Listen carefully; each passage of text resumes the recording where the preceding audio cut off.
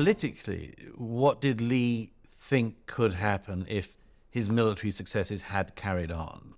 What was his vision of what would happen to the country? I mean, did he think they'd just succeed in succeeding, or? Well, I think he essentially believed you would defeat Abraham Lincoln at the ballot box.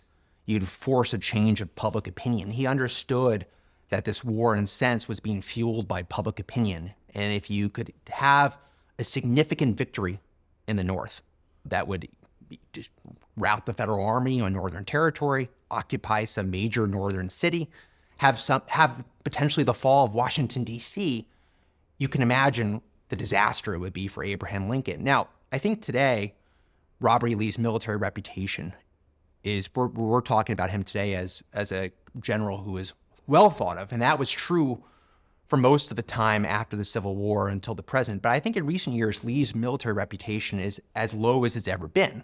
Now, why is that? Well, it's because people tend to look at the Civil War and say Robert E. Lee's strategy was wrong. He should have simply avoided major battles. He should have simply kept his army together and tired the North out. Basically did what George Washington did to the British during the American Revolution. Now, Robert E. Lee didn't see the war that way. He believed that time was actually working against the South. He wasn't facing an enemy that was located an ocean away. He was facing an enemy that was only a river away. And he believed that the more time went on, the more forces the Union would be able to bring into the field, the more the Union's industrial might would come into play, and the more the Union would shred the South's social order, which, by the way, the Emancipation Proclamation was an important part of.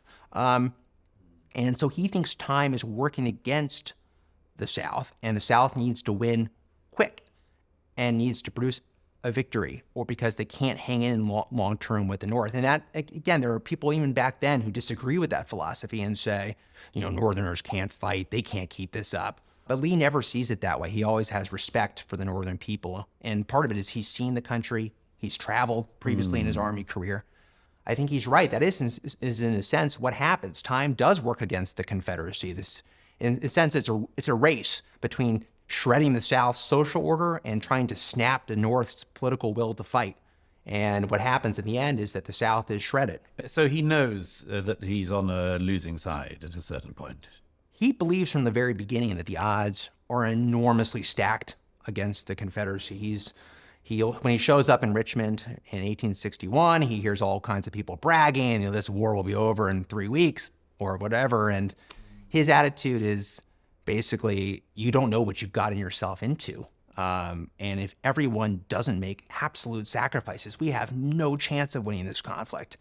And by the time 1865 rolls around and the Confederacy ultimately loses, he'll say, well, it's ended just the way I always said it would.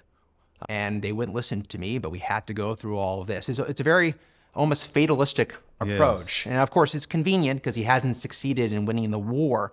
But it is true, if you look back, he never at any time acts as if he has this optimistic view of the long-term potential of the Confederacy.